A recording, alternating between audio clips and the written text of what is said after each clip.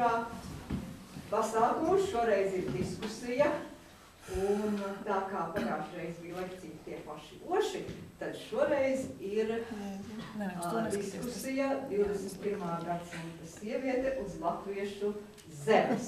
Un ir tātad šoreiz ir klāt diskusijas vadītājs Jānis Zālīte.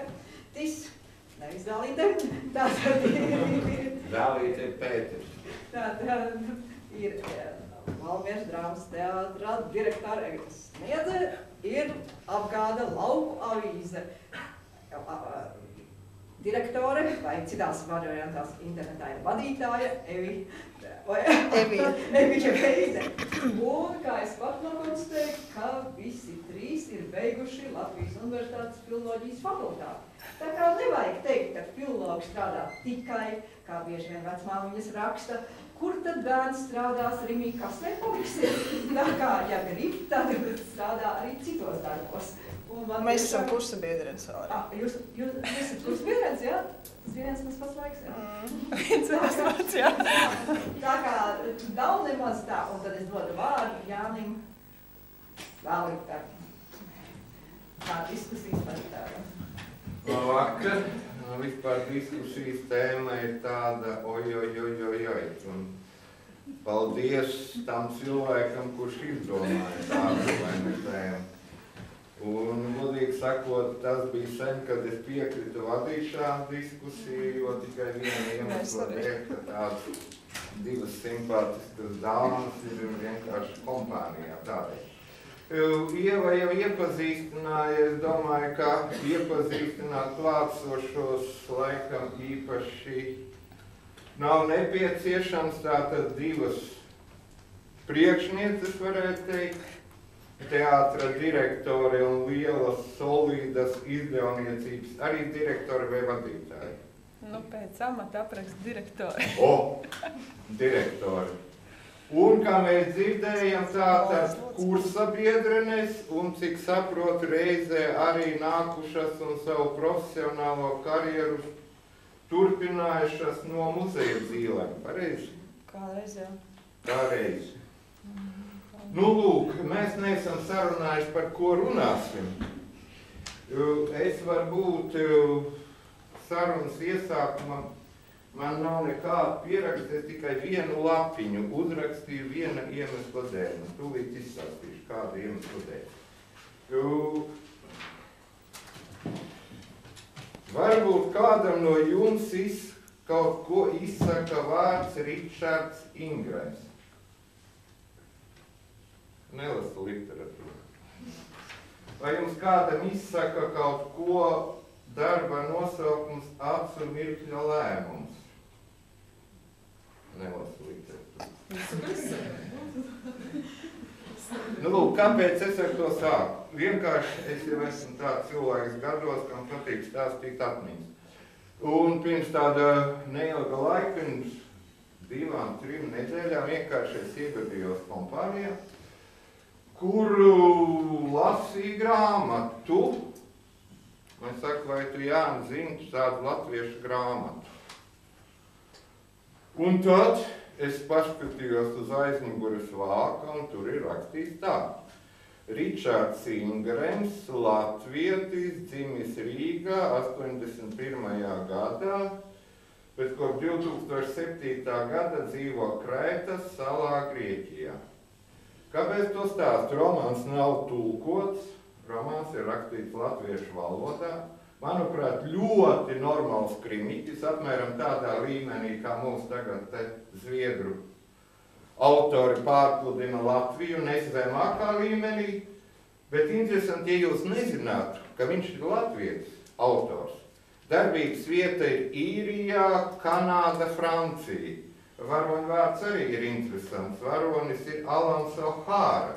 Nezinu, kāpēc man tas atgādina Mičelas Vējienu līdzi, bet es to bez humora saku.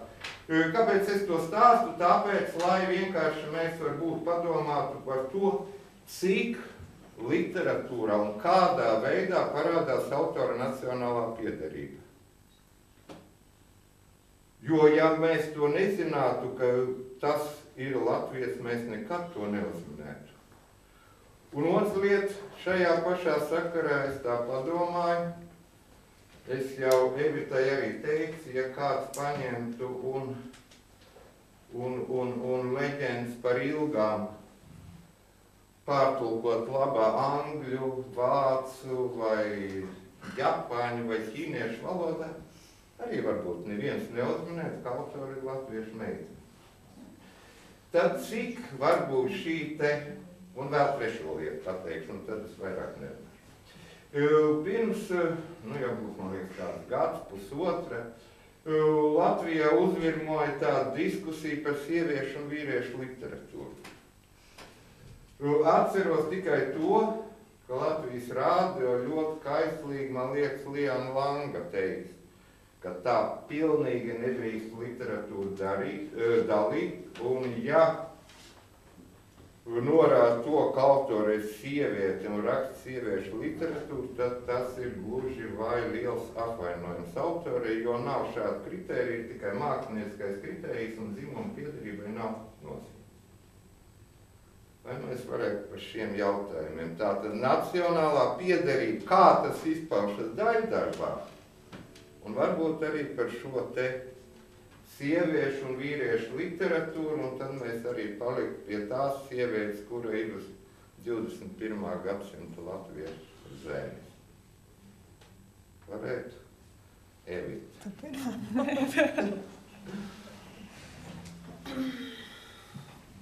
Man jau liekas, ka tiešām es nezinu, cik tas populāri vai nē, bet es domāju, ka nav tāds sieviešu un vīriešu literatūras. Varbūt kaut kādā, ir vienkārši talantīga vai nav talantīga. Vienīgais, ko es varu teikt no savas pieredzes, tad pēdējā laikā ļoti daudz lasu lugas.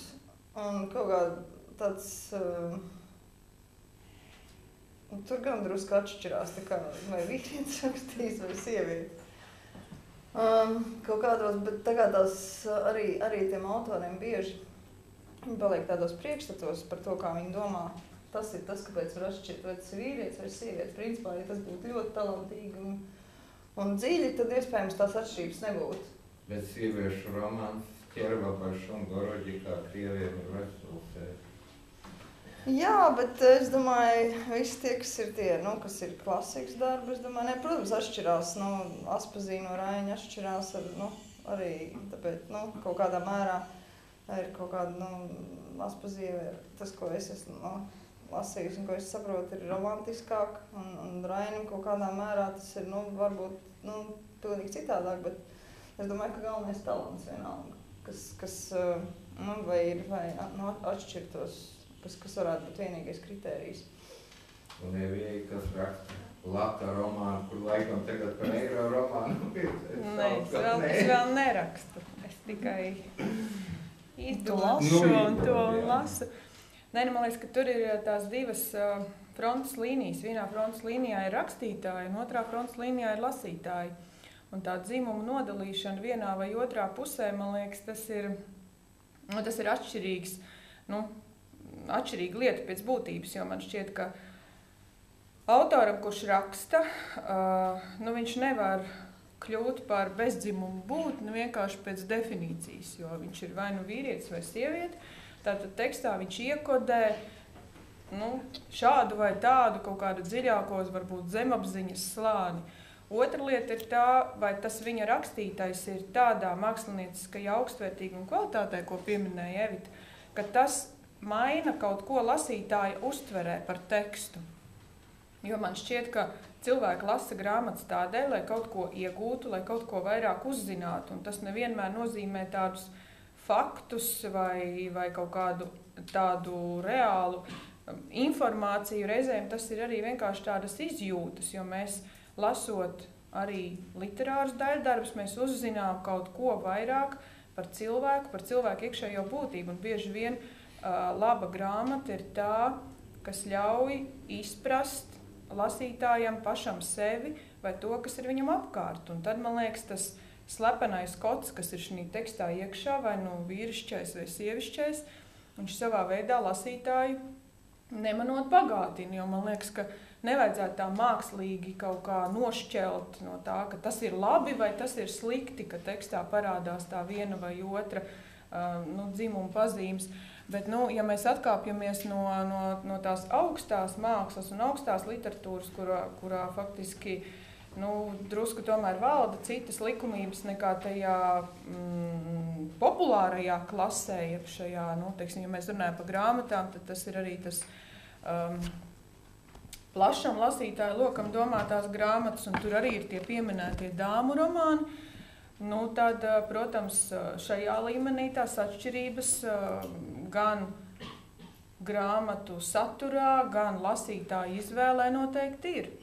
Jo, ja mēs salīdzinām trilleri, kur uz vāka ir asiņains duncis un uzšķērsta miesa, tad diez vai to izvēlēsies romantiski noskaņota būtne. Un savukārt, ja tur ir tādas blondas cirtas, tad diez vai tas būs tas, pēc kura pasniegsies vairumu vīriešu rokas, lai gan nav izslēgts, ir visur izņēmumi, kas tikai apstiprina likumsakarības, bet, protams, ka tur var būt tādā vienkāršotā līmenī, tā atšķirība ir izteiktāka, tā kā, man liekas, ka tas ir tāds ļoti neatbildams patiesībā jautājums. Bet tu jau pat teici, ka, visi arī neteica, ka tas ir bezdzimumu būt. Tas nav, tas nav svarīgi. Ļoti bieži ir, kā sieviete raksta es personā, identificējot sevi vīrieti. Kurš ir beigās tomēr sievišķīgs. Nē, kāpēc? Bet šajā pašā, kas mums tauta nolikt priekšā, tajā purva bridēja turpinājumā, jā? Blaumaņa turpinājumu raksta sieviete, un to var just, ka tā ir. Vai ne? Var just. Ļoti izrēķinās ar Edgars, par visiem grēki. Jā, bet ja šits ir, es nezinu autoru. Daudz nezinu autoru. Tas ir pirmais romāns. Viņai faktiski tas ir pirmais publicētais romāns. Varbūt tā ir atbild uz to, ja cilvēks tiešām būtu pieredzējis rakstītājs vai tiešām būtu kaut kas vairāk uzrakstīts un tā, varbūt tur nevarētu just. Nē, es domāju, ka tur es lasu tik daudz lūgas, es saprotu, ka latvieši vienkārši ir absolūti grafomāni un es nedomāju, ka visu vajag izdot. Un tieši tāpat kā visu nevajag izstudēt, bet tas labais, piemēram, lūga atlasēs tiešām, es varu apliecināt, ka viss labais nonāk uz skatuves. Bet tie paši oši, tie ir Evitas Niedes vai Blaumaņa? Vai? Mani. Pilnīgi atšķirīgi. Tikai motīvs paņem. Nē, patiesībā tikai problēma paņem. Te tad nedalās sieviešu un vīriešu.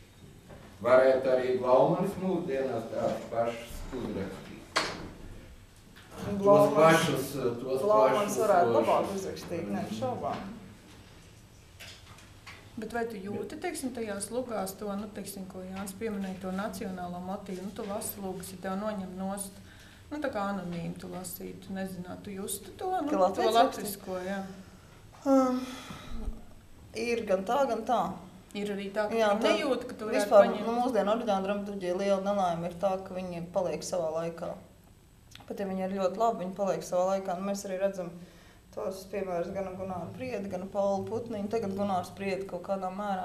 Mēs domājam nākamu sezonu par Gunāru Priedi, bet arī tā problemātika, vai viņi ir tikai tā kaut kā iestrēgus padām laikā, vai viņi ir tikai Latvijas pusē aktuāli. Bet, protams, ir lūgas, kuras varētu iet pilnīgi mierīgi tulkot un kur problemātika mierīgi varētu uzrunāt arī cilvēkus ārzemēs.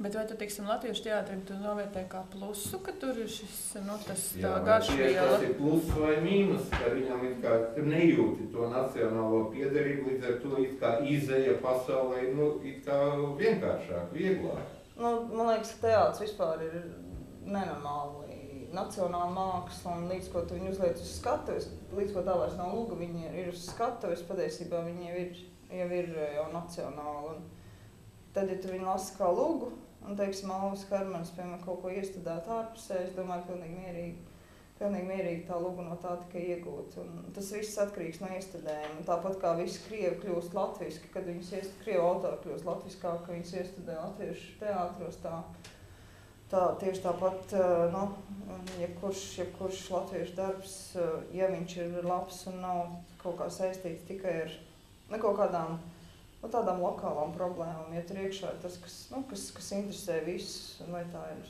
Alvis Hermans savām izrādēm to ir atklājis, kas ir vientulība, vecums, ģimenes problēmas, bērnu un tā tālāk, tas varētu interesēt arī pilnīgi mierīgi pārējos. Mēs tieši savas lūgas pārskatot arī domāju, kura varētu kaut kā būt bišķi tālāk par Latviju, tad arī viena atrad, kas varētu būt tā kā bišķi vairāk. Tāpēc Krodētienas filmačos, kura kustina tieši ar to nacionālu, un tie pārējie brīdītos, par ko Latvija tur sajūst. Limuzīna Cēmēts krāsa arī tikai latviešu fenomens. Neviens ārpus Latvijas to nesaprot.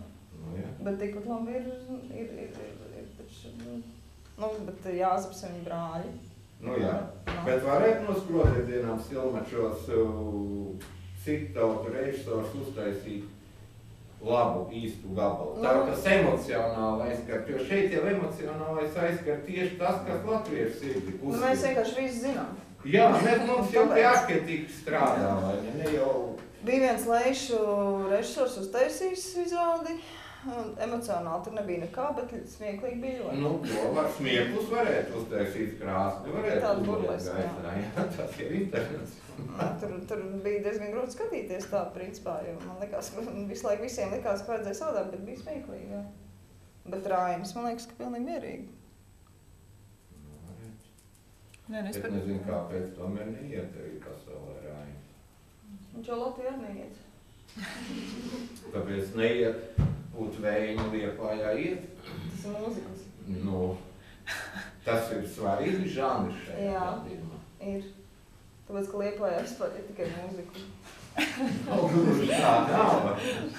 Bet pa lielam tiešām Nacionālā teātrī Rainis viss ir pirms Rainis sapņiem, gan Jāzbis viņa brāļi.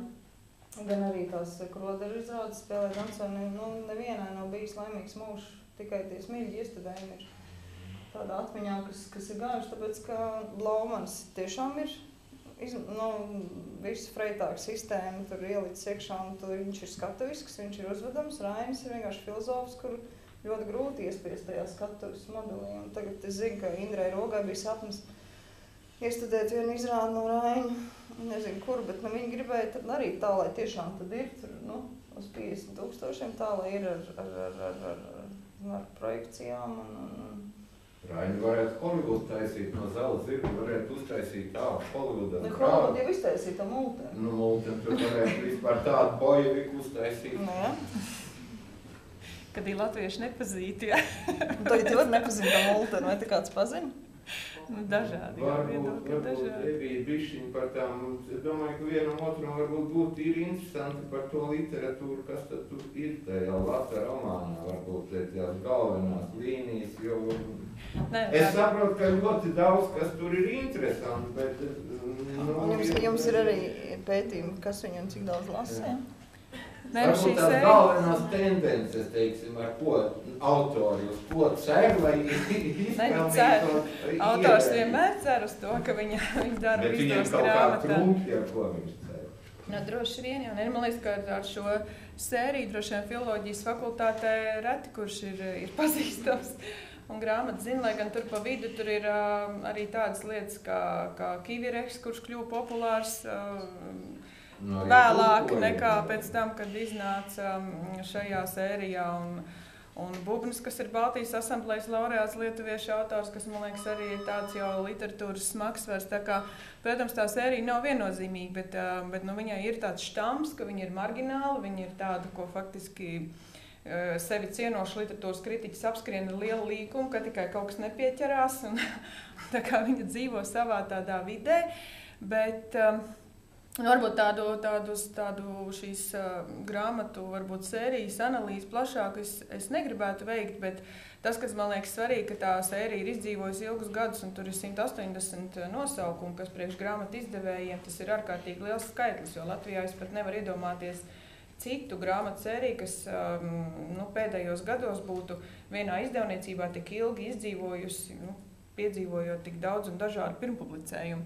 Bet man liekas, ka pats interesantākais slēpjas tajā atlases procesā, jo šīs sērijas darbi tiek publicēti, izvērtējot konkursu kārtībā iesniegtos darbus. Un man liekas, ka tur es varu iedomāties Evitas ikdienu lasot šos te sacerējumus, kuri lielākā daļa neierauga skatuvi, tad līdzīgi tā es esmu izlasījusi kaudzēm grāmatu, kas nekad neiznāks. Tā kā no tā visa, ko mēs izlasam izdevniecībās, iznāk ārkārtīgi maza daļa. Bet tieši tas nacionālais kolorīts un tas, ko šajos darbos varbūt ko meklē izdevējs? Izdevējs meklē, lai grāmatai, kurai ir pamattirāža lielāka krietni par vidējo tirāžu Latvijā, lai noturētu lasītāju interesi. Savulaik Andrejs Ēķis stāstot par to, kā top filmas, minēja to, kā viņš teica, cūkas principu. Tas nozīmē, ka, lai kādā filmas kadrā cūka veiktu nepieciešamo attālumu tieši tajā trajektorijā, kā ir paredzēts scenārijā, tad izvieto uz zemes tā noteiktus kārumus, noteikti attālumā, lai cūka iet tieši tā, kā tas filmā ir vajadzīgs. Līdzīgi principi viņš saskatīja arī grāmatrakstīšanā, ka lasītājiem arī faktiski ir gluži tāpat jāpārvietojas no viena motīva pie otra, no viena varbūt pārsteiguma pie otra, lai nezaudētu tādu lasīšanas spriedzi un lai nemēģinātu pāršķirt lapas tādās vietās, kur autors ir patiesībā ārkārtīgi paļāvies uz to, ka te gan lasītājs iedziļināsies līdz saknei, bet katrā ziņā tā laikam ir viena no tām lietām, kas tieši šīm grāmatām ir svarīga, orientējoties uz tādu plašāku lasītāju loku, lai būtu tāds zināms lasīšanas varbūt temps katrai grāmatai, un tas nozīmē, ka arī izvērtējot darbus, mēs skatāmies, lai šis darbs, lai nebūtu jau man žūrijā lasot, lai nebūtu tā, ka es tieku līdz 10. lapai, un tad es gribu 5 pāršķirt, lai ātrāk tiktu uz priekšu. Bet tas pāršķira, ne? Atzīsties. Godīgi, nē. Es gan pāršķiru. Jo es lasīju, nē, tāpēc, ka tas man bija tādas ugunskristības, es nekad tik lielā manuskripta jūklī vienlaicīgi nebija bijusi, kā tas bija pagājušajā gadā, kad nepilni 2 nedēļu laikā bija jāizlasa 40 manuskripti. Drīkstam provokatīvu jautājumu. Ja anonīmi Marģeris Zariņš atnestu uz Marģa romānu... Aha, es to zinu, kāpēc Marģeris Zariņš. Nē, jā. Tiktu ir cauri žūrijas sietam. Es domāju, ka viņš tiktu gan, bet jautājums, vai tas viņa gara darbs paliktu tieši šajā grāmatu sērijā, jo redz, izdevējs jau ir tāda institūcija, kas var diezgan brīvi rīkoties ar to materiālu, kas nonāk viņa rokās, jo, protams, ka ir jāsaprot un jānovērtē katras grāmatas lasītājs, jo katru grāmatu ierauga un izvēlās arī pēc vāka, pēc sērijas, pēc savām zināšanām cilvēks. Un, droši vien, ka nebūtu godīgi tajā brīdī, kad viņš gaida sirdi plosošu mīlas stāstu, viņam piedāvāt kā filozofiski, psiholoģisku apcerīgu vai kaut ko tādu, ko viņš tajā brīdī nebūtu gaidījis, vienkārši viņš viltos, viņš ļoti vīlies būtu tajā tekstā. Tagad Nē, droši vien mēs viņu izdod cietos vākos un cilvēki citā sērijā. Jo, te par to vīrišķo un sievišķo runājot, es vienkārši varu tā nodemonstrēt, ka arī no šīm plašajām sērijām, te var redzēt tās nianses, kas man laikam nav tā, kas ir tāds izteikti sievišķīgs, varbūt kaut kas tāds, ja redzēt, tur katrā ziņā cilvēkam, kurš izvēlās skaidrs, ka tas nav romantisks gabals, kaut ko sievišķīgu. Kā tev liekas, es gribēju jautāt, mēs teātri ar to nodarbojamies, vai tas primārais uzdevums grāmatu izdošanā ir kaut kā padziļināt to cilvēku zināšanas par pasauli, kaut kā viņus izglītot vai vienkārši izdot un veicināt. Otrais uzdevums būs atklāt talantus. Un trešais vienkārši, ar ko teātri bieži nodarbojās, un tad tas pašcieņas jautājums, vai mēs tos skatītājus uzskatām par dumjākiem nekā viņi ir, vai mēs uzskatām par gudrākiem un piedāvājam viņiem gudras lietas, cerot, ka viņi to novērtēs. Valmieras teātris, piemēram, ir izaudzinājis savu skatītāju un reālas situāciju komēdijā viņi nenāk. Bet ir pa pilnam teātri, kuri, te pašā nacionālā, viņiem ir Latgala un ir tagad Raiņa sapņa, par laimi Raiņa sapņa, laimīgs gadījums. Bet Latgales skatītāji, es pieļauju, ir tie, kas lasa šos romānus, un viņi ir tie, kuriem vajag to piedāvājumu tādu, kāds tas ir. Bet varbūt, ka ir jāliek kaut kāda augstāka mērķa, un mēs domājam par savu tautu, kurai vajag kaut ko vairāk. Nē, man liekas, ka tu esi... Cik laika Valmieras teātrim, lai izaudzināt skatītāju apmēram? 10 gadus. 10 gadus. Es gan domāju, ka tu neesi izaudzinājis skatītāju, bet vienkārši tevi izvēlās tas skatītājs, kurš ir tavējais. Jo man liekas, ka izaudzināt vispār nav iespējams. Tik mazā pilsētā 26,000 iedzīvotāji. Bet tu gribi teikt, ka uz teātri iet tikai tās pilsētas iedzīvotāji? Nē, brauc no Rīgas. Bet viņi brauc no Rīgas. Domāju, tās grāmatas pērk tikai laucinieki? Nē, grāmatas pērk visu kaut kur, bet es gribu teikt, ka to, man liekas, ka ar to audzināšanu ir ārkārtīgi jāuzmanās. Nē, labi, audzināšana droši vien nav pareizs vārds, bet es domāju par to, kaut kā tas līmenis tomēr būtu kaut kā jāmēģina. Nē, es neko nesaku par šito, es vienkārši saku, varbūt, ka viens mērķis ir tiešām atklāt talantīgus autors. Nē, te ir vairāk mērķi. Viens mērķis ir tas, ko tu saki par tiem autoriem, jo, protams, katram ir tas pirmais mēģinājums, un tas varbūt ir tas, ko tu tur rokā ir Eriks Lons. Tas ir viens no tiem, kas ir arī literatūras vēsturēs iekšā. Tā kā šajā sērijā, kā jau es teicu, ir ārkārtīgi dažādas lietas, un jau pieminētais Kīvireks, kas ir pilnīgi uz marģera zariņa šniti, un Bubnis, kas savukārt ir arī tāds, nezinu, ar ko Bubni varētu salīdzināt, drusku ar Albertu Belu varbūt, mazliet. Katrā ziņā tie ir tie, kas tanī sērijā veic to funkciju, uz ko visu laiku Evita tā bišķiņa stumi jau uz to audzināšanu, jo šai sērijai... Bet ja viņi izlas, ka tas Lata romāns ir nepieši. Šī ir vienīgā grāmata sērija Latvijā, kam ir abonenti. Un es nebaidos atklāt šo komerci informāciju par to, ka katrai šai grāmatai ir 700 abonenti. Tas nozīmē, ka 700 cilvēki viņu saņem, balstoties tikai uz iepriekšēju pieredzi un uz mūsu izvēli. Un laimīgā kārtā jāpiesit pie koka, bet es ceru, šajā muzejā vajadzētu būt kokam. ka šo sēriju neķer tas bumerangs, ka šobrīd par ko viss saķer galvas, ka viss iet uz leju un avīzes lasa mazāk, žurnāls lasa mazāk un grāmatas nepērk vispār, ka mūsu abonentu skaits turās. Tas nozīmē, ka tie cilvēki, kam patīk dažādas garšas, viņi to arī novērtē. Bet tātad tas, ka tie ir debitanti, tas, protams, ir svarīgi, jo te ir debitējuši vairāk autori, kurus šobrīd, droši vien arī dažādi vērtējot, bet, piemēram, Ingūna Bauer ir sarakstījusi veselu virkni, kultūrvēsturisku gabalu, kurus arī lasa pilnīgi citā formātā un veidā, bet tas sākums ir šajā sērijā.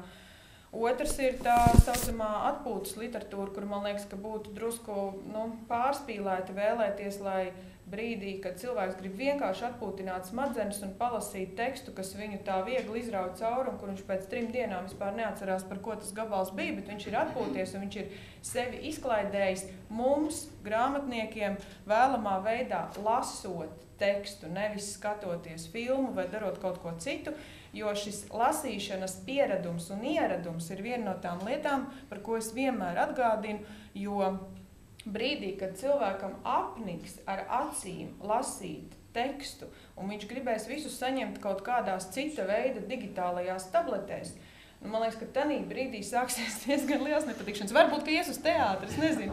Bet es klausos, protams, teātri digitālā formā pārspēlē. Nē, teātri nevarēs. Tad viņš beigsies, jā. Tā teica arī grāmatnieki. Nē, bet ar tām grāmatām, es domāju, piemēram, arī, protams, labākais variants, tad cilvēki lasa, un viņiem rodas gaume, un viņi saprot, šis nav labs, tas ir labs. Tas ir, protams, tas labākais panākums. Bet tas ir process. Bet tas notiek bērnu vecumā. Nē, nepiekrītu. Tu nevari gribēt, lai cilvēks reiz sāk ar Kafku, Nē, jā, es saprotu, bet bērnu vecumā iestrādājās gaume. Bet šīs jau nav bērnu grāmata. Viņa brālis nevajag rīt mazajās klasēs un vispār vidusskolā lasīt. Bet kurš lasīt. izdomāja to, ka Raina lasa mazajās klasēs? Nē, nu labi, ne mazajās, tā vispār nav literatūra. Tā vispār nav Nē. Noklausieties teikumu līdz galam. Tā nav literatūra, kuru vajadzētu lasīt bez ļoti lielas pieredzes, teiksim, bāzes. Nu, ko cilvēks var saprast? Ne viņš ir lasījis Bībeli, ko viņš tur var atrast? Vai? Tā ir, domāju, tā ir mocīšana, vēl viņam liek izlasīt fragmenti. Nu kā, varu jāsaka, taču arī galvenokārt nodarbojas. Viņi tur lasa un tur kaut kā. Nē, tāpēc es tur no pieredzes zinu, kā viņi tur man stāstu tādas brīnumus vai ne, kad, vai Dievi, kur viņi tur jāzēs ceļo pa kādiem tūkstnešiem vai. Nē, vienkārši ir vajag tāpat kā ar Kafku. Tu jau vari ņemt un lasīt, ja tev nav tā pieredze, tev nav salīdzināšanas, tev nav kaut kāda literārā bāze, tad jau tas ir diezgan bezauglīgi. Sevis mocīšana. Varbūt tā nav, es nezinu. Gan jau ir. Nē, bet kāda cilvēka atliek grāmatas, piemēram, man diezgan daudz iznāk saskarties ar cilvēkiem, kas grāmatas pērk. Un tad viens no populārākajiem teikumiem ir, jā, es tagad nopirkšu, bet lasīšu tad, kad aiziešu pensijā, jo man tagad nav laika. Tas ir visos laikos bija. Jautājums, vai lasa, tad, kad aiziešu pensijā, tad droši vien aiznes uz kādu biblioteku, jo tad vajag atbrīvot plauktas traukiem. Bet katrā ziņā man liekas, ka tas ir arī viens no tādiem. Bet man liekas, ka vienkārši vajag dažādību. Man liekas, tajā dažādībā un piedāvājumā dažādiem cilvēku, gan gaumēm, gan spējai pietuvoties tekstam. Man liekas, ka arī šai literatūrai vienkārši ir lasītājs, kurš to tekstu uztver. Savukārt, ja tu viņam gribēsi tādā didaktiskā tonī viņu tā celt pie kaut kā cita, vienkārši viņš no viņa var attiet no tā lasīšanas ieraduma vispār. Nē, to es saprotu. Es vienkārši domāju par to arī, ka līdz ko viņam izdod grāmatu, viņš kādās rakstnieks, ne? Redz, tā definīcija - rakstnieks, autors, rakstītājs un literatūras darbinieks. Vēl trakāk. Es zinu, ka enciklopēdijā varēja iekļūt tikai tad, ja bija kaut kas izdots, un šitie visi tagad ir. Nē, man šķiet, ka vispār ir mums jau viss ir dzejnieki šausmīgi daudz. Nē, tāds reizes, kad gribās, lai skolā nemāc rakstīt. Tas ir tad, kad tie 40 es par to visu laiku runāju. Ka vienkārši ir, protams, tādi vārdu plūdi cilvēkiem. Tas, ko es varbūt Man nepārtraukt nāk cilvēki, es rakstu logus. Jā, mums arī nāk. Viņi nāk sēž man pretī un saka. Bet vai šo literatūru, teiksim, ir kaut kādas ziņas par to lasa tie latvieši, kuri vairs nav Latvijā? Šo raksta daļa no tiem latviešiem, kas nav Latvijā, jo nezinu, vai man te ir uzskatāmais materiāls. Ir. Inga Puriņa ir viena no mūsu, es teikšu, autorēm, kas ir šajā sērijā. Viņa dzīvo Īrijā, un viņa raksta tur šos romānus, un te klausoties to jūsu tādu saspēli par to nacionālo elementu grāmatās, par tā trūkumu vai klātesamību, man liekas, tieši Ingas Puriņas darbi bija tie, kas radīja vislielāko tādu diskusiju mūsu žūrijā, kurā piedalās Aivars Eipurs, kurš kā literatūras zinātnieks, kritiķis un visnotaļ apkalts cilvēks šajās lietās, un Monika Zīle, kas savukārt ir speciāliste viegli lasāmajās grāmatās, un Linda Kusiņa, kas ir gan kā literatūras zinātniece, gan kā žurnāliste, un es. Par Ingu Puriņu bija diskusijas tieši tajā virzienā, ka viņa savukārt ir cilvēks, kas raksta latviešu valodā, savukārt viņa jau diezgan ilgi dzīvo Īrijā, un tā notikumu, informācijas palete, kas ir viņai apkārt, atšķirās no tā, kas ir varbūt mūsu ikdiena. Un patiesībā tur, piemēram, Monika Zīle viskaismīgāk iebilda pret Ingas Puriņas nākamā romāna tādu pozitīvu vērtējumu, ka viņa teica, tur taču nav galīgi nekā tāda, ko latvietis tā uzreiz izjūt, jo tur bija Džoni, Džordži un Lucijas un galvenā loma vīrietis, ne? Notikumi. Es personā, ja? Kaut kas tur bija tāds. Nē, šitas nav tas. Šitas ir sanās. Reāli, kur ir es personā vīrietis. Tas vispār ir suns. Bet tāds vīrietis, vai ne? Vīrietis suns. Atklāja tagad lielāko noslēpumu. Bet, nu, tā kā šī te, nu, reizēm ir tā, ka autors atkāpjoties no tā sev un lasītājiem labi zināmā, to tekstu padara par tādu sintētisku materiālu, nu, kas vispār nenes neko. Nu, viņā tā garša pazūd pilnībā. Bet, nu... Varbūt vajag tulkot, piemēram, šādi. Nu, savukārt viņa ļoti strādā īrijā ar to vidi, kas ir viņai apkārt tiem cilvēkiem un ar sociālajiem tīkliem. Bet tā ir latviešu vide. Tā ir latviešu vide, jā, tā, protams, nav jo, nu, Vajag pamēģināt. ne, nu, populārākais joks par mazo valodu darbu tulkošanu angļu valodā, man liekas, bija tas ir jau pagājušā gada Frankfurtas izstādē, kas ir lielākā grāmatu izstāde Eiropā, kas ir gan tāds liels notikums gan grāmatniekiem, gan lasītājiem, gan publikai. Tur, protams, sabrauc izdevēji no visas pasaules, arī visi lielie amerikāņu un angļu giganti, kas publicē grāmatas angļu valodā un izplat visā pasaulē. Un tad vienam no šiem lielajiem vīriem tika uzdots tāds jautājums arī par to, nu, bet kādēļ, taču Eiropā, tik daudz tautu, tik daudz valodu, un kādēļ jūs netokojat? Viņš bija tā sakrustojis rokas un teica, vai jūs nevarat vienreiz mūs likt mierā? Mums pašiem visa pietiek. Ja jūs gribat, izdodiet tās savas grāmatas angļu valodā un tirgojiet, nebādat mūsu tirgu, bet mūs lieciet mierā. Tāda ir šī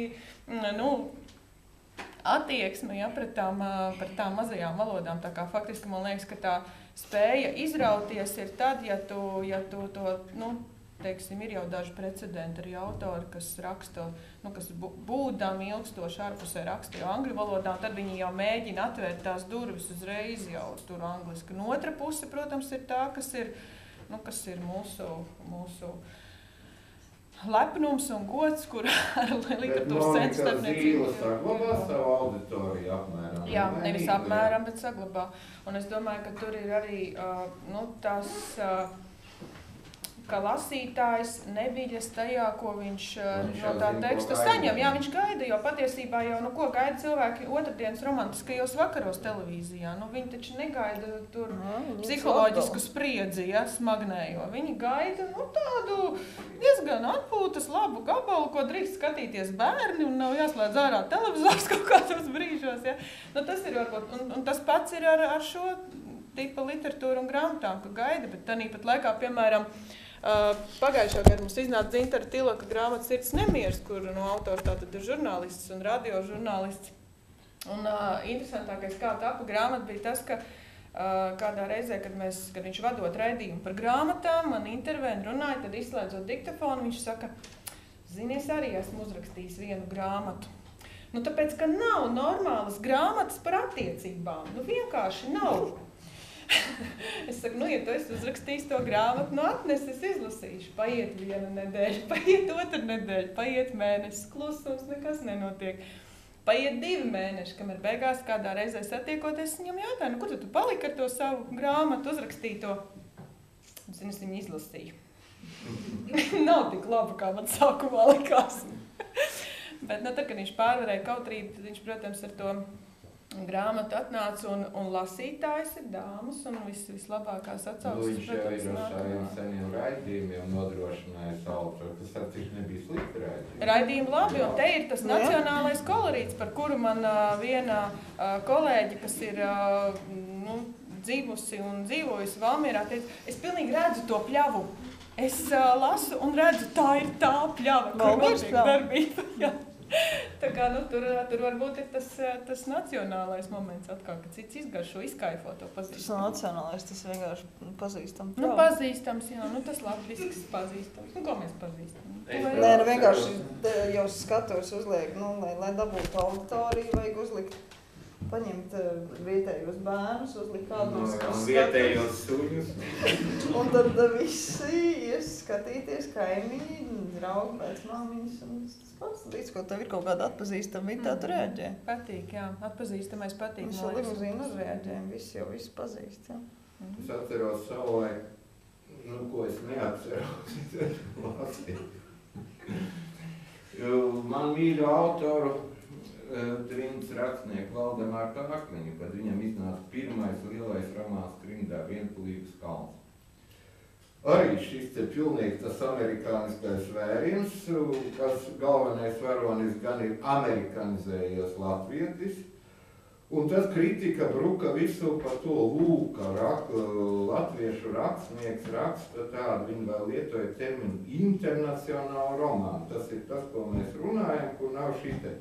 Kaut tur tā piesaiste bija ļoti izteikta nacionāla, teiksim, līdz atziņai, man liekas, viņš teica tā, tēvu zemes lāpsta, tēvu zemes dārzā, tas ir daudz vairāk nekā svešā zemē norakts kalns, vai nelīdz tā. Un savā ziņā šie te pārmetumi varbūt arī kaut kādā ziņā tomēr pārvirzīja, kas, man liekas, viņu ļoti izteikti nacionālā, teiksim, tajā kolorīta ziņā. Tā kā tas varbūt arī nav tik strikti, kad tas nacionālais ir un kad tā nav. Un ar kādiem līdzekļiem to panāk. Es domāju, tas pats, kuras Blaumaņa lūgs varētu iet un kuras nevarētu iet pasaulē. Nevis nevarētu iet, bet kurām būtu tā plašāka rezonanse un kurām nebūtu. Indranas varētu, bet man liekas... Indranas, man liekas, varētu jebkurā vietā. Bet, man liekas, Blaumans vispār īpaši tādā ziņā, ka viņš izvēlējās iet to latviešu ceļu. Bet kāds mēs arī, kur teiksim Ibsenu mēs varam lasīt, vai mēs varam Uncetu lasīt, vai mēs Lagerlöf, tur jau tas nacionālais jūtams nepārprotam, vai Hansonu, vai Strindbergu, tur tas ir jūtams. Un Raņa Jāzepā tā nav. Kas tur nacionālais? Jā. Ir? Kaut kur jau ir. Kaut kur. Nē, bet skaidrs, viņš jau nevar no tā izbeigt. Bet, kaut kādas problēmas latviešiem... Vispār kaut starp citu, tad, kad Rainis bija Zviedrijā 28. gadā, tad Zviedru kritika, principā tā bija tāds sagatavošanās ceļš, lai Rainim, bišķiņ to Nobela prēmijas lietu pabīdītu. Un starp citu visakrabējušie Zviedru kritiķi atsauksmes, kuri gandrīz vienbalsīgi apgalvoja to, ka šīs gabals Zviedru publiku neieinteresē. Ja būtu lūk jums tāds nacionāls gabals, jā, tad mēs lasītu, bet jāzems ar Bībeles sižetu, ne, tas nepaņem Zviedru lasīt. Tieši pretējs, ka jā, ja jums būtu tas latviskais gabals, tad mēs to varbūt ieinteresētos vairāk nekā Jāzep par šo tēmu. Kur garantija, ka otrā gadījumā nav pretējā atbilde? Tieši tā. Kritikas nekad nav garantija. Ko latvieši teica par Blaumanu, mēs arī varētu pamēģināt patīt atpakaļ. Tā, es domāju, ko paši latvieši jā, es saku, ko paši cits jautājums. Man liekas, iepriekšējie pieņēmumi diagnozes ļoti bieži nestrādā, un es nezinu, droši vien teātrī ir tāpat, bet grāmatniecībā kādreiz liekot uz visu banku var zaudēt visu, un citreiz necerēti atkal ir panākumi, jo tur strādā kaut kādas gan sakritības, gan likumsakarības, gan nejaušības, tur viss kaut kas nostrādā kādai lielām industrijām, lielām grāmatizdevējiem tā ir mašinērija, es zinu, kā savulaik viņi zirgu vārdotāji amerikāņi taisīja, romāns te nebija pat uzrakstīts, ka jau bija paredzēts, kā viņi filmēs un kā Oskarus ņems vai ne, un pie tā strādā, jau pārdeva autoru tiesības pa laiku naudu nopietni. Tas jau viss bija jau, tur, protams, resursi, kas to strādāja un nostrādāja. Viss šeit lasīja zirgu vārdotāji. Pareizi? Nezināt tādu romānu. Jā, bet tā pašā laikā baigi labi sarakstīti romāni var gulēt, kamēr viņas kāds kinorežisors izrok, un tad pēc tam ir, piemēram, Kara zirgs, kas izrādās vispār bērnu romāns, jā, un pats Tolkiens. Nē, Raini varētu kinematogrāfs, tur varētu amerikāņus likt klāt, tur varētu taisīt kolosāls filmu. Induli un arī tur varētu, kādu filmu uztaisīt. Bet tas pieminētais Kara zirgs Latvijā... Nē, kamēr viņi tur neredz tajā. Galīgi, ne. Viņš iznāca Latvijā. Nē, bet kāda Hobits jau var negāja. Tā kā tur Hobits tomēr līdz filmai bija kaut kāda posaciņa. Man mājās ir stāvējis lasīja, bet Mēs varbūt varētu iesaistīt auditoriju noteikti kādi jautājumi. Jā, droši. Drāmā. Sigita. Man tā kā mēs. kaut ko pajautāt. Mēs arī neesam sen tikušās, ir gadiem. Mēs gan nebijām pusbiedrēns, bet man toties labi pazīstams. Man ir tāds jautājums, vai jūsu profesionālajā dzīvē un karjerā, es studentiem teicu, nemāku samalot, viņiem ir iespēja paskatīties uz 2 veiksmīgiem filologiem. Karjeras filologi. Karjeras filologi. Vai jūsu karjeras dzīvē, jūsu profesionālajā dzīvē kaut kas no Visvalžu ielas 4A ir bijis saimniecībā noderīgs? Man Silvija atsūtīs noderīgi. Es pie viņas pabeidzu. Nē, nu skaidrs, tas, ko es izlasīju Visvalžu ielas laikā, tas es neko tādu vairs mūžā nevarētu būt gatavu. To nenormālo apjomu. Ko? No laba prāta tu to nelasīji? No labprāt nelasīt, jā, jo, tas skaidrs, kā mēs aizgājām, mums pasniedzēja Silvija Radzova pirmajā dienā uztaisīja testu ar autoriem, un kas tie tādi ir. Bet Bībers arī vēl bija, ne? Jā, Bībers arī man tika ļoti labi. Bet, respektīvi, tā kā es pabeidzu, protams, varēju šo sarakstu papildināt, mēs kopā mācījāmies un varējām papildināt kopā ar Silviju Radzovu viņu reizē vēl un vēl, un tas apjoms, lūgas bija ārprātā, man liekas, tas, protams, labums bija, ka es lasīju krieviski. Es zinu, kā šodienas jauniešiem droši vien grūtāk ir, jo tādā teātra zinātnē vispār bez krievu valodas nevar.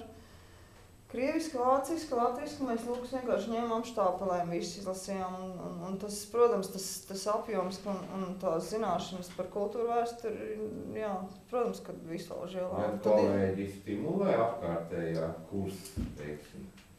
Nu, skaidrs, jā. Kādā veidā? Konkurence? Jā, protams, konkurence. Nē, jā, tas, loģiski, kad mēs kursā, kad mēs tur bijām. Mēs sākumā ar Eviju bijām vienā lielajā kursā, tad sadalījos teātra kritiķiem, un mēs bijām kādi 14 vai cik. Protams, ka tā konkurence arī vēl viss, un tad vēl arī tas apjoms izrāda. Kāds konkurenci sāk just, kurā kursā? Tad, kad mēs bijām gadu jaunāki vēl pēc tam par to veco kursu, un tad to konkurenci sāk just tad, kad kursabiedrnes sāk rakstīt. Un publicēt recenzijas, un vēl bija jāizkapājas līdz tam brīdim, kamēr to dabūju. Bet, es, piemēram, pirmajā gadā, es pirms tam biju dzīvojis normāli laukos, tur Cesēnas vidusskola beigas. Gadā 2-3 izrādes un tā atbrauc. Un tad tajā pirmajā gadā pie Silvijas 85. Es tā pamazām, bet baigi forši, jā. Bet tas, ko es arī saku, vienmēr tiekoties vidusskolēniem arī tur kaut kā, bet tas, ko jālasa ir tajā laikā, jo pēc tam reāli nav laika. Tad ir jāstrādā, tad ir bērni. Lūdzu, vēlreiz pastāstīt, ka pēc studijām laika būs vēl mazāk. Jā, būs reāli vēl mazāk, jā. Jo ir jāstrādā vairākos darbos, un arī tad, kad tev ir viens darbs, tad tev jau droši vien visticamāk, tomēr, gribās ģimeni, un tad vēl gribās visu, ko redzēt vakaros, un vēl tagad ir tās iespējas aizbraukt arī uz ārzemēm, visu, ko redzēt. Tas, kas noteikti ir jādara, ko es arī, arī tādā, galvenais neiekapsulēties tādā savā vidē, jo ir tagad ļoti, ļoti lēti, ļoti forši var aizbraukt un skatīties. Stokholmā ir brīnišķīgs izrādes, Berlīnē. Tas tiešām neko baigi daudz nemaksā, un to vajag darīt. Un ir kaut kādas droši vien ceļveži, kur var apstīties gan Jaunā teātra institūtā, mājaslapās, vai kur painiciēties, kas ir tas, kas ir jāredz, lai būtu lieta, kaut kādā pasaules apritē, tajā sajūtziņā, jo to vajag tvert, kamēr tu esi viens, vai divi, kamēr nav bērni, lai tu vari braukt. Tad, kaut kādā brīdī, tad tomēr, kad ir tie bērni, tad ir jāuztais pauze uz dažiem gadiem braukšanā, bet, tad arī no laika lasīt, jo tad tur viss, kas cits ir. Tā kā es tiešām, tas filoloģijas fakultātes laiks, protams, tik daudz es mūžā tiešām neesmu lasījis. Es lasu tagad, bet tam nav, tam nestāv nekas tam klāt. Tā bija labi. Lasām. Vēl kādi jautājumi? Tu arī lasīji Man daudz. tas pats, jā. Man tas pats jautājums. Tikai ir mazāk izrādē.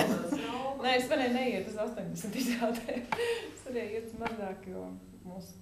Nu, es biju tajā, nu kā, mums sadalījās. Tu biji literāts. Bija literāti, valodnieki un teātrnieki, kur... Un mēs abas divas tie iestājāmies 50 uzņēma. Jā. Es biju 50 un tu biji 51. 51. jo pēc tam, nu, Evita pieslēdzās drusku gadu vecākam kursam pie teātrniekiem, tāpēc viņai vēl tur bija jāiedzaņ pa vidu. Viens kurs bija vienā gadā. Divi kursi vienā gadā, jā.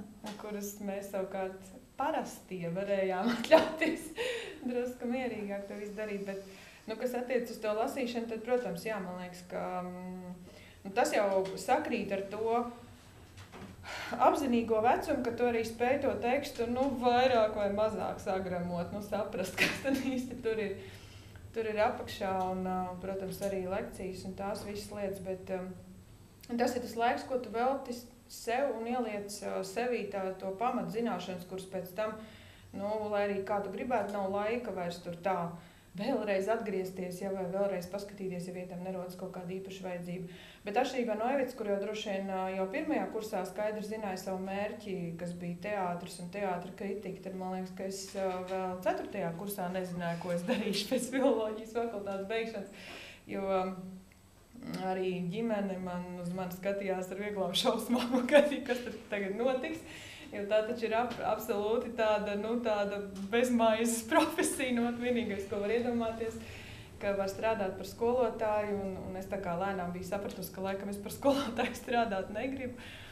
Un, protams, ka tā grāmatniecība laikam bija tā daļa, kas man pilnīgas nejaušības rezultātā uzkrita uz galvas, bet savukārt nu, tieši šajā nozarē es jau esmu ilgi. Cik tā ilgi muzejā nostrādāja? Muzejā es nostrādāju tādu testa brīdi, 3 gadus. Es pagadu 2, man liekas. Es tajā maģistratūras laikus nostrādāju, man liekas, jā, maģistratūras laikus nostrādāju muzejā, un kā es beidzu maģistra studijas, tā arī es pārgāju uz izdevniecību strādāt. Un tas, kas pavērās tajā izdevniecībā, tā bija kaut kāda pilnīgi cita iespēja izmantot savas zināšanas, jo, protams, ka tas arī pilnīgi citādāk pagrieza to domāšanu, jo jums noteikti tagad māca projektu vadību, jūs zinat, ko tas nozīmē, kādi ir šie procesi, kā dažādās lietās piedalās gan radošais gars, gan finanses, gan elementāra organizētība un plānošana, dažādas tādas lietas, kas, teiksim, mūsu studiju laikā nekādos pamatkursos projektu vadību neparādījās. Mēs bijām dziļi teorētiski, man liekas, tā, ka mēs beidzām.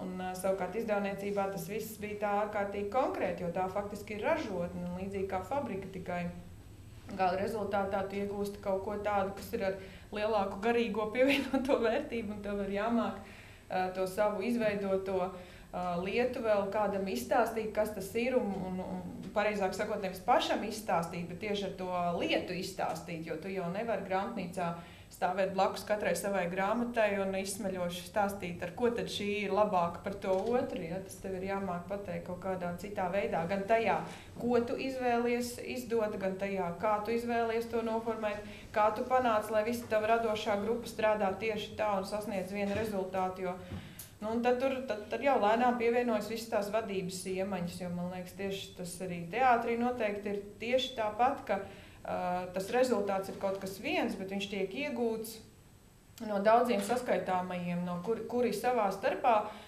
nu, teiksim, mēdz runāt pilnīgi dažādās valodās, tādēļ, ka viņi pieder pilnīgi atšķirīgām specialitātēm. Nu, teiksim, grāmatu procesā tas ir maketētājs, kurš tīri tehniski, piemēram, strādā ar datoru, un tas ir autors, un tas ir mākslinieks, un atkal tur katram ir pilnīgi sava vīzija, un svarīgi ir, lai kopīgās lietas labā būtu viens, kurš spēj tās vīzijas apvienot tā, lai neiznāk kaķu koris, ka katrs aiziet uz savu pusi un katrs sāk realizēt kaut kādu savu projektu, bet lai tomēr beigās tas viss savērpjas kopā tajā vienā veselumā, nu tajā, kas beigās ir mums uz galda vai, teiksim, nu, teātrī tā ir izrāde, kurā Visam ir Jātiek vēl jātiek vairāk atkal cilvēku. dažādāk, vēl dažādāk, jo tur Vairāk vienkārši.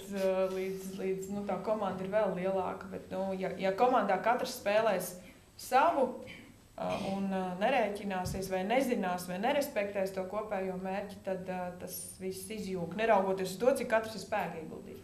Es vienkārši tikai tagad tā iedomāju, cik, ja mēs runājam par 21. gadsimta sievieti, cik daudz ir izdevniecībās tomēr sieviešu vadītāji.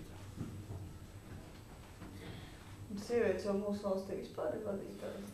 Kur tā valstī? Eiropā vispār. Tāpēc, ka viņas vienkārši ir atbildīgākas, viņām var uzticēties. Viņas spēj darīt daudz darbus Viņas nenesā vienlaicīgi. neko daudz skapī. Skatījos internetā, viena jūs arī bija viena diskusija. Tur gan es kaut kā neredzēju tos teātra direktorus, ka tās būtu sievietes. Nu, ja. Manuprāt, jūs sēdējāt vienu pati to vīriešu vidū. Es arī esmu gandrīz vienu pati, jā. Ar Gunderu Palmu mēs esam, jā. Tas tā, viss pabrīnās, bet neko vieglāk mums ir. Vieglāk naudu dabūt. Ojārs Rubens vienīgais māk labāk par mani, bet tā visādi.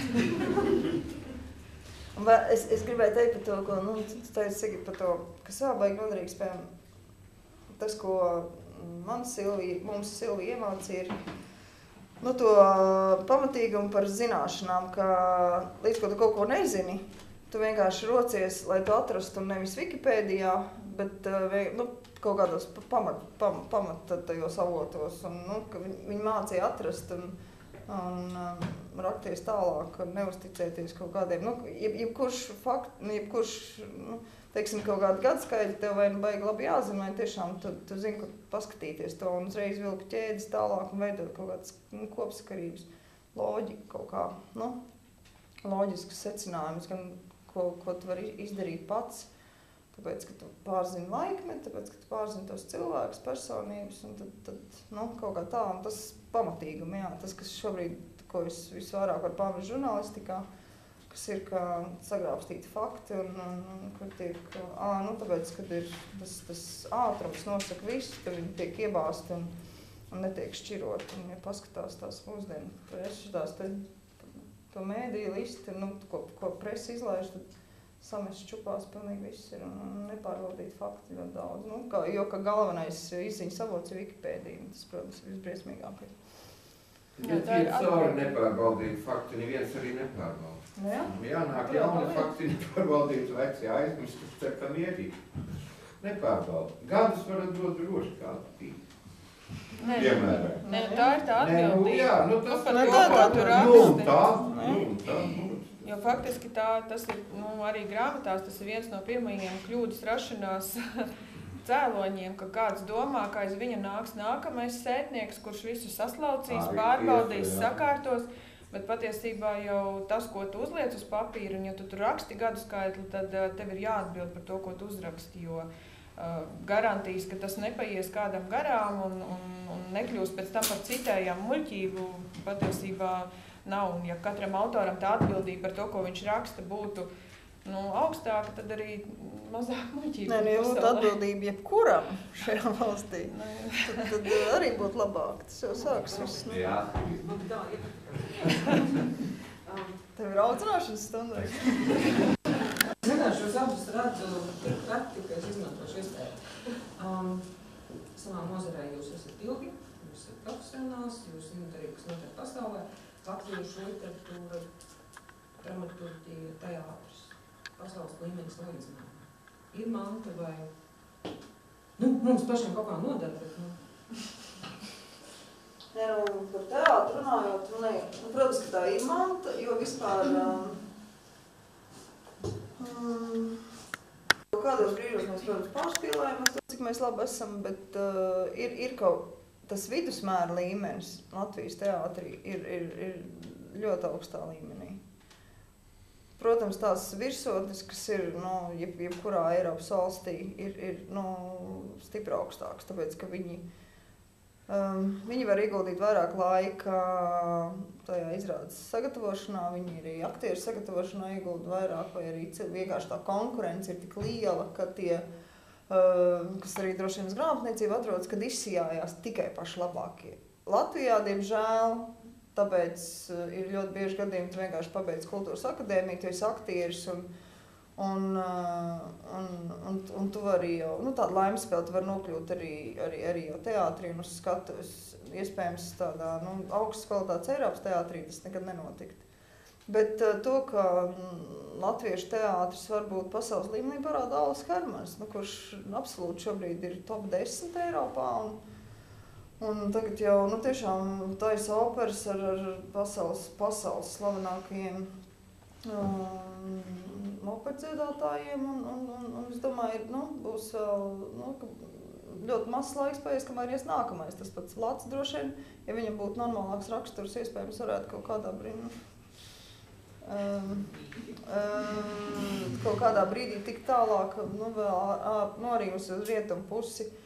Un tas, es domāju, jaunajiem pilnīgi mierīgi, līdz ko viņiem, tā protams, ir laimes spēle, arī Alvis Hermanis, tā ir laimes spēle. Viņš tiešām uztrāpījos tās stīgas, kas tajā brīdī Eiropā nebija un bija ļoti, ļoti vajadzīgi, jo tas, tajā brīdī šī pārtikusī sabiedrība visu laiku bija kaut kādas formas izrādes, kurās tur, lai iekustinātu skatītājus, vienkārši, mauc tādu, fiziskās aktivitātes tur. Vēma, čurāja, seks, mati un tā tālāk. Un pēkšņi nāca Hermanis, kurš vienkārši ar kaut kādu pilnīgi cita veida valodu. Bet viņam palaimējās, es biju arī tajā, kur tiks neesmu strādājis. Es tajā brīdī strādāju Homo Novus komandā un tiešām bija klāt, ka palaimējās, ka tie ārzemju festivāla direktori, kritiķi vienkārši ieraudzīja to un paņēma. Tāds notika. Un tāpēc un viņiem bija apnikuši, protams, tajā brīdī bija igauņi un lietuvieši jau bija tur tā kā jau bija, jau tādi norietoši un viņiem vajadzēja jaunu kaut ko Nalvis tiešām trāpīja un fantastiski strādā un viņiem tiešām ļoti, ļoti labi iet un viņa honorāri ir tādi vienkārši, ko vairs Latvijā vispār nevar saskaitīt. Bet, tā, es gribētu teikt, arī baigā laimes spēle. Es domāju, grāmatniecībā arī tieši tāds varētu būt, ka pat ja kaut ko iztulkotu, tur būtu vajadzīgs, kaut kāds tas klikšķis, ka tu pēkšņi, kad viņi ierauga un visi metās uz to, metās tulkot un 100 valodās. Bet bieži vien to izšķirne jau literārā kvalitāte, teiksim. Tur tiešām ir kaut kāds gadījums. Tas ir kaut kāds gadījums, un tu nevar. Nē, tā ir tā sakritība, un teātris ir drusku citādi, varbūt tādā, citā valodā.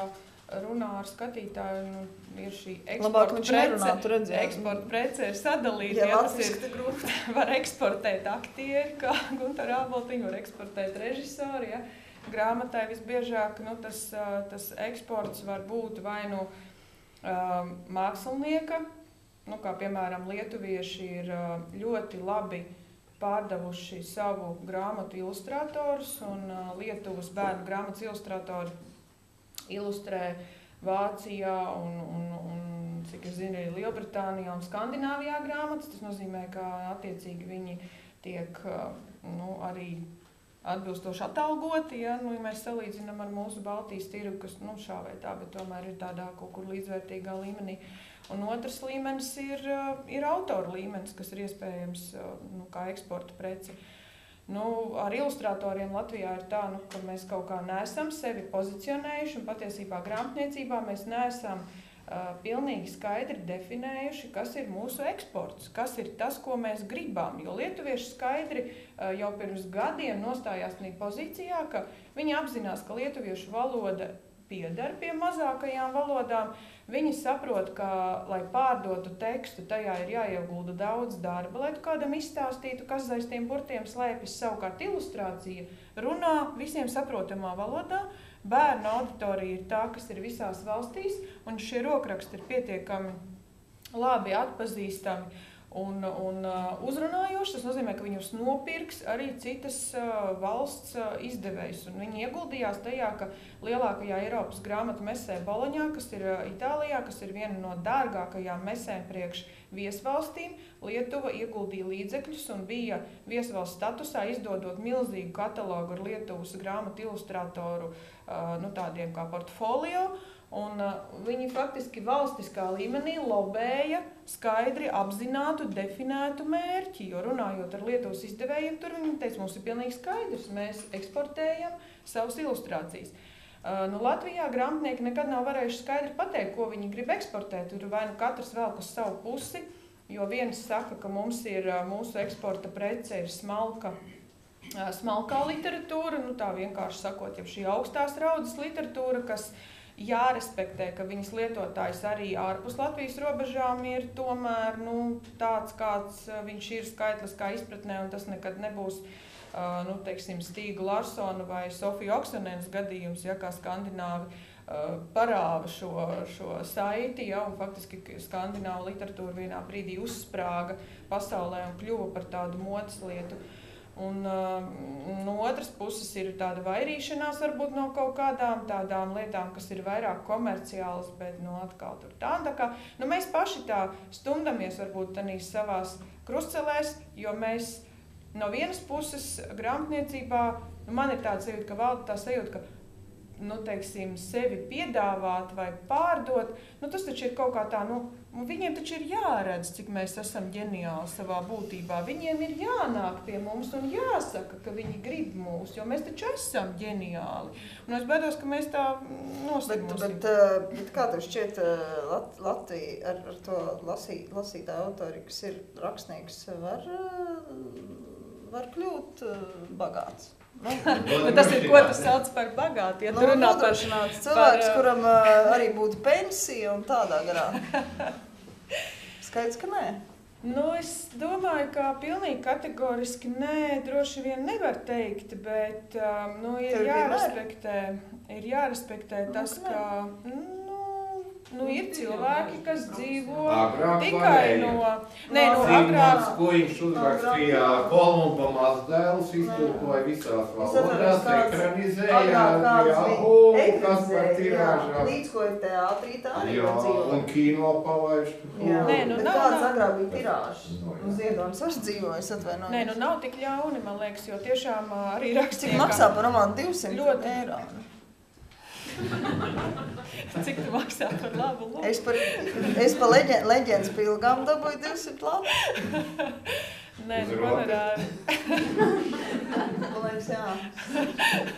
Pēc nodokļu nomaksas. Nē, tie honorāri ir augstāk. Protams, tā nav tik tā situācija nav arī tik ļoti melnās krāsās. Man liekas, ka jau rakstnieki jau būtu nomiruši badā, jo man liekas, ka tā paskatās ir arī rakstnieki, kur tiešām dzīvo tikai no savas rakstniecības un kas nestrādā par naktsargiem vai par sētniekiem. Vai tad ir? Ir tāda. Paskatieties. Nora Īstēna, piemēram. Bet viņa tagad precējusies.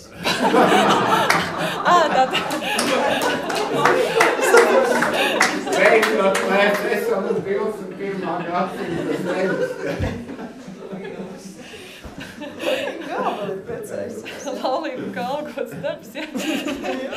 Bet man liekas, ka ir arī vēl piemēri, rakstnieki, kas strādā arī paralēli kā tulkotāji, man liekas, tās arī ir divas savstarpēji draudzīgas nodarbošanās, jo tā valodas kopšana un spēle, man liekas, arī. Bet tagad es domāju par to... Ienesīgāk nekā. Tulkošana ir ienesīgāk, jā. Bet es domāju, neiet uzraksta bestselleri tagad, šī brīža Latvijā. Domā, vai tu ar vienu bestselleri var... Latvijā? Es nezinu. Viņa taču nelasa bestselleris. Nē, es lasu zviedru bestselleris, jā. Krīnīt uz zviedru? Jā. Tā viss tagad lasu. Jaunās, vajag izlasīt to latviešu, ko es teicu. Jā, nē, es domāju, tā kā ar vienu grāmatu, tā kā piemēram, Joanna Ketlīna Rowling kļuva bagāta uzrakstot vienu bērnu gabalu kafejnīcā jau un pēc tam dzīvojot smalkā vilā un tā. Tas jau vēl ir romāns, atvainojas par krēslu, jā? Tas ir. Bet tas bija pirmais, viņa ietrāpīja krēslu jau, tad jau viņš bija oriģināls tajā laikā. Pēc tam jau visi vampīri, tur mutanti parādīja. Par Latviju vēl. Es citu nav tā, ka filoloģijas fakultātē nelasu nevienu no šiem darbiem. Es teiktu, ka lasa, jā. Mēs tā izmēģinājām.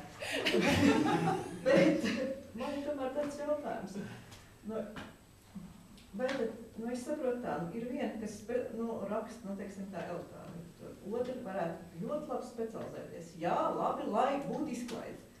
Bet, manuprāt, tā izklaides literatūra mums ir vāja. Viņi taču neapgūst pat tādas elementāras. Bet tā taču arī ir baigā māksla uzrakstīt tādu gabalu. Piemēram, komēdijas, tāpēc jau Latvijā neiestudē komēdijas, tāpēc, ka nav jau režisāri. Izklaides žanrs jau reāli grūtāks nekā, iestudēt Blaumaņa Indrānus, tāpēc, ka, traģēdija jau daudz kas ir uzrakstīts. Tev izklaidē ir jāpanāk vienkārši tas viegums, kas latviešiem ar savu, viņi ir zemnieku nācija, vienkārši, tur nekādīgi grūti, viņus atrod no zemes, tāpēc, piemēram, tāds angļu humora Vailds jau arī baigi neiet Latvijā. Tāpēc, ka tur pilnīgi cita humora izjūta, un viņš jau uz valodu balstīts un dzirksteļo, un tu pavisam citu lietu. Izklaides žanrs, diemžēl, teātros arī, tas ir ļoti grūts žanrs. Bet ir taisnība tajā, ka šeit tie, kas... Nē, arī tie, kas šajā virknē pretendē uz to izklaides, ir, tur arī ir tieši tādas pašas šūpoles, jo, protams, ka ir tādi, kas tikai vēlētos būt šajā žanrā, bet viņi tā īsti līdz galam viņu nav sasnieguši arī pēc rediģēšanas. Es ošus tos pašus ošus rakstīju, kā baigot traģēdiju. Kroders viņi iestudēja tā, ka visi zviedz, ja?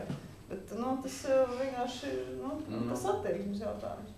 Es arī nemāku rakstīt. Jo kāds arī saka par Līgo, piemēram, ka tas ir pilnīgi otrādi doma. Tas paši. Putniņš, piemēram, apvainojos, ka Džiliņģers iestudēja labo tīrības sajūtu tā, kad pilnīgi apgriez otrādāk.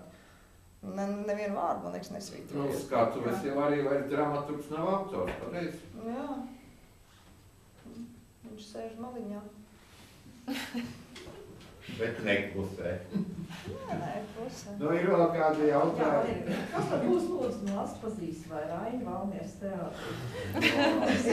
Nevajadzēja. Nē, mums ir tagad kultūras ministrija atradusi naudu tam. Mēs visu teātru izmanto, bet, diemžēl, atradu šajā gadā, nevis iepriekšējā, kad varētu kaut ko plānot. Tas ir brīnišķīgi. Bet man ir liels prieks, ka jaunie režisori tiešām par to jau bija ilgi domājuši. Mums būs Raiņa Vētras Sēja un Aspazīs Sarkanās puķis. Un tad būs Aspazīs Vaideloti. Un vēl būs 2 aktieri Meijers un Ines Ramute. Jo sen bija iecerējuši, bet arī pateicoties tam projektu, tai naudai. Būs viņiem gabals bērns vārdā Rainis, kur viņi lasa Dabrovenski un... Bet Vaidelot tas tāds pilnā variantā? Jā, pilnā variantā ir lielā skatuvē, jā. Ines Mirčula. Neviens Ines Mirčula. Taču baigi. Ines Mirčula. Mēs tur jau baigi izsvītrot. Izsvītrot. Nē, bet liels viņš būs. Bet kaut kāds tikai 7 personas atstāts. Es nevodarbojos. Un Vētras Sēja būs 3 aktieri un Sarkanās puķis būs 3 aktrises un tādas 2 atšķirīgas izrādes. Reinis un Hanovs tās taisīs. Rainam taču arī ir induls un arī cik variants, garais variants, paša Aspazīs īsinātais variants un vēl viens, ko teātrī var rādīt. Iedot Valmierā, viņi tur vispār nolīdz. Un Liepāja vispār bez vārdiem. Liepāja bez vārdiem nav tik ļauns. Nē, es nesaku, bet īstais gājs un vispār bez vārdiem. Bet tas varētu nebūt arī induls, tas varētu būt arī kāds cits Rainis, tur Liepāja. Nē, interesanti skatīties. Bet ja nezini induli, piemēram, pat ja ļoti grūti tur izdomāt. Un beigas tur ir pārtraucis ar metaforām, viss tā, pilnīgi glīdi. Bet sākums viss, skatīties. Visiem režisāriem tā ir, kad beigās gribās ļoti izteikt kaut kāda 15 minūtes ir pilnīgi viss nokrauts ar metaforām, tā. Būtiskā nozīmē.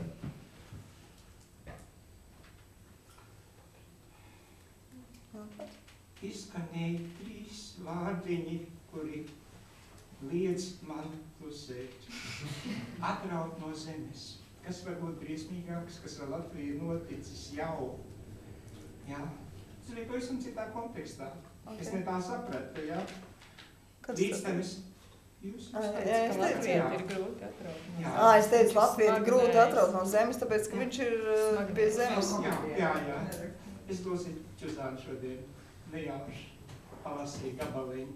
bet citādi no jūsu lietām nezinu neko. Tikai patreiz es sapratu, ka mans pielūgtais autors, kaut kāds Ralfs Steisī, tika labi ilustrēts dotajā brīdī. Grāmatu izdošanas bizness ir pavisam cita lieta nekā teātris. Ja jums ir rīki, kur sauc par project managementu, tīku un viņi var līdzēt, tad teātrī droši vien, ka viņi var tikai traucēt. Nu, izņemot varbūt sagādniekus un tīri inženierlietas. Bet pēc būtības tas ir šķērslis. Tāpēc, ka visi menedžmenta rīki ierobežo profesionālo izaugsmi, saka Ralfs Steisī. Tādēļ grāmatai vajadzētu pie mums parādīties. Viņi reta savā, kaut gan 34 doktori sagatavoti tur Anglijā. Būtība ir tāda, ka kamēr mēs gribam visu formalizēt, aprakstīt, priekšrakstīt, ko dara valdības, un pie tam mēs jau tēmu tūdaļ iejaukšu iekšā. Man liekas, ka šodien skanēja, cik nesmalki lieto valodu tie, kas jau ir tur topā. Nu, ko es malēniec ar 7 klasēm pie tam, vismaz valodniecībā. Ja? Netiek pamanīta kibervaloda. Viņa ir visur. Visos valdības dokumentos, un ja viņi parādās varbūt uz skatuves, ironiski, tad tās varētu būt pirmās un labākās zāles, kur mēs pamanām, ka vajag modeļus izglītībai taisīt, vajag modeļus, es nezinu, optimālus, sistēmiskus. Visi runā šajā sistēma valodā. Par to ir uzrakstīta disertācija kaut kur Massachusetts Tehnoloģiskajā institūtā. Tas ir padomu mantojums, kur mēs nemanām. Jā, ka vajag tikai sistēmiski runāt. Lūk. Nu, un tad tam visam ļoti pamatotu kritiku dod minētais Ralfs Steisī, kurš var pieteikt tātad, jā. Kurai vajadzētu būt pieejamai, jo tur izdarīt vēl vienu lietu. Viņš šo kibervalodu ir izdzīvojis. Un katru nākamo grāmatu rakstot, uzraksta kritiku, reflektē, paskatās uz sevi, ko es esmu darījis aplam un ko es esmu atklājis turpmākajos gados. Un tad 6. strateģiskās vadības mācību līdzeklis, mācību grāmatu tekstbuku, izskatās pavisam citādi nekā visākums. Un kā mēs pie sievietēm atpakaļ tiksim?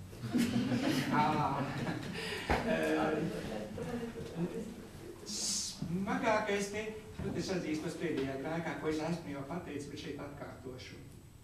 Baznīca par saviem ļaunīgajiem soļiem ir atvainojusies, bet scientisms nē. Un tad mēs esam pie mums universitātē patās. Scientisms tas nozīmē pārspīlēt pielūgsmi. Varbūt nepaplašināsim mūsu diskusijas loku šovakar, ja? Ir vēl kādi jautājumi mūsu cienu vakara viešņiem?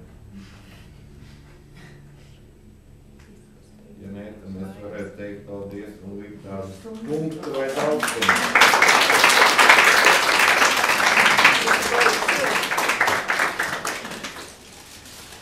Paldies. Tas salīdzins no kibervalodas. Šis tas vārds, nevar. Paldies. Paldies.